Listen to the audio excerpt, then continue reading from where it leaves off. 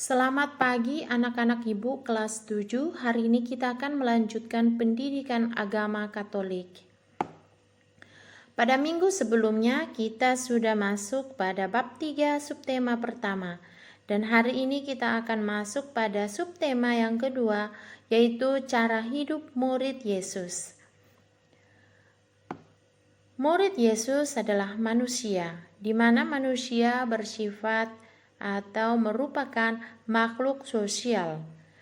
Artinya, manusia tidak bisa hidup sendiri, harus dalam kebersamaan dengan orang lain. Manusia itu saling membutuhkan, saling membantu, dan saling berbagi. Itulah manusia sebagai makhluk sosial. Kita lihat cara hidup murid Yesus. Murid Yesus sebagai manusia hidup dalam persekutuan. Ya, kita lihat bagaimana mereka hidup dalam persekutuan yang merupakan jemaat perdana atau umat perdana. Murid Yesus dan orang-orang Kristen pada awalnya disebut jemaat perdana. Karena merekalah yang pertama-tama menjadi umat yang percaya akan Yesus Kristus. Bagaimana kehidupan dalam persekutuan? Yaitu semua anggota saling menghargai, saling peduli, rela berkorban, dan saling mengasihi. Nah, inilah cara hidup murid Yesus. Dalam persekutuan mereka saling menghargai, peduli, rela berkorban, dan saling mengasihi. Dasar dari cara hidup murid Yesus atau jemaat perdana kita bisa baca dalam kitab suci. Pertama, Kisah Para Rasul 4 ayat 32 sampai 37. Di situ dijelaskan, mereka sehati sejiwa. Segala sesuatu adalah kepunyaan bersama.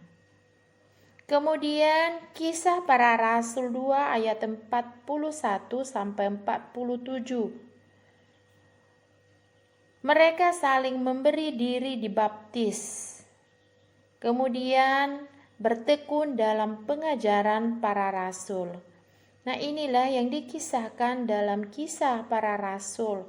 Inilah dasar dalam kitab suci, dasar dari cara hidup murid-murid Yesus, mempedomani hidup mereka. Kemudian ciri-cirinya, ciri-ciri dari cara hidup murid Yesus yaitu pertama, Roh Kuduslah yang mempersatukan sehingga mereka sehati sejiwa. Kemudian yang kedua, setiap anggota sederajat. Tidak ada yang merasa lebih tinggi, tidak ada yang merasa lebih rendah. Kemudian yang ketiga, kepemimpinan yang melayani, memberikan teladan. Jadi di antara mereka yang menjadi pemimpin itu adalah yang rela untuk menjadi pelayan atau memberikan teladan untuk anggota yang lain.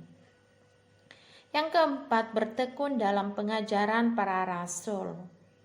Dan yang kelima, secara bergilir mengadakan perjamuan kudus.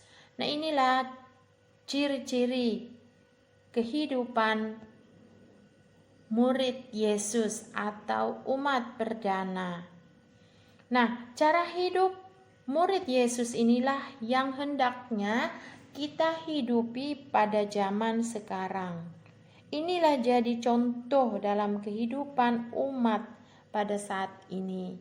Entah itu umat di lingkungan, umat di KBG, umat di paroki. Nah, cara hidup murid Yesus inilah yang hendaknya menjadi patokan untuk kita. Bagaimana tadi sudah dijelaskan sebelumnya bagaimana cara hidup mereka. Nah, inilah jadi contoh untuk kita. Nah, sebagai kesimpulan dari pelajaran kita hari ini, kita lihat kembali, Ibu akan menyimpulkannya. Nah, manusia adalah makhluk sosial. Karena manusia tidak dapat hidup sendiri, maka hidup dalam kebersamaan dengan orang lain atau persekutuan merupakan kebutuhan dasar setiap orang.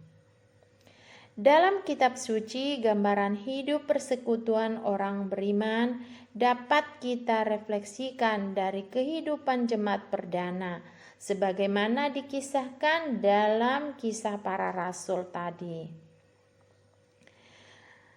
Kemudian cara hidup seperti yang nampak dalam kehidupan jemaat perdana tersebut dapat menjadi contoh dan model bagi persekutuan-persekutuan yang ada pada masa sekarang. Sehingga persekutuan atau kelompok dapat berkembang berdaya guna bagi anggota kelompok dan masyarakat yang ada di sekitar. Jika dilihat dari berdirinya jemaat mula-mula yang terdapat dalam kisah para rasul, mereka dapat bersatu sehati untuk dapat saling tolong-menolong antara yang satu dengan yang lainnya. Itu karena mereka percaya sungguh-sungguh dengan Injil yang telah disampaikan oleh para rasul. Mereka saling menjual tanah dan rumahnya untuk membantu persaudaraan yang pada saat itu saudara yang mengalami kesusahan, ditambah lagi dengan kesaksian para rasul mengenai kebangkitan Yesus, makin kuatlah iman mereka. Nah, inilah cara hidup yang harus kita contoh dan kita teladani. Anak-anak Ibu kelas 7, setelah kita mendalami pelajaran hari ini, maka tugasnya adalah membuat doa yang isinya mendoakan umat di lingkungan KBG atau paroki kita supaya dapat menghidupi cara hidup murid Yesus. Jadi tugasnya adalah membuat doa. Isinya nanti mendoakan umat yang ada di lingkungan KBG kita atau paroki kita supaya dapat meneladani atau menghidupi cara hidup murid Yesus. Nah, sekian, semoga anak-anak Ibu semuanya tetap dalam keadaan sehat dan tetap semangat untuk mengikuti pelajaran berikutnya.